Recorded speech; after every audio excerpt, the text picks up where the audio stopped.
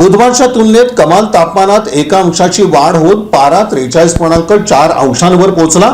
यंदाच्या हंगामातील हे सर्वोच्च तापमान ठरलं आहे। शहरात उन्हाचा कडाका दिवसेंदिवस वाढत असून गुरुवारी तापमानानं आणखीन 1 अंशाची वाढ नोंदवत 43.4 अंश सेल्सिअसचा टप्पा गाठला। बुधवारच्या तुलनेत वाढलेलं हे तापमान यंदाच्या हंगामातील आतापर्यंतचं सर्वोच्च ठरलं आहे। शहरात सकाळपासूनच कडक उन्हाची तीव्रता जाणवत असून दुपारच्या सुमारास रस्ते ओस पडल्याचं चित्र पाहायला मिळतं। वाढत्या तापमानामुळे नागरिकांचे हाल होत असून अंगाची लाही करणाऱ्या उष्णतेमुळे शहरवासीय चांगलेच अस्वस्थ झाले। हवामानातील बदल पाहता तापमानात आणखीन वाढ होण्याची शक्यता वर्तवण्यात येत आहे। त्यामुळे येत्या काही दिवसात पारा आणखीन कुठवर जाईल याबाबत नागरिकांमध्ये भीतीचं वातावरण दिसून येतं।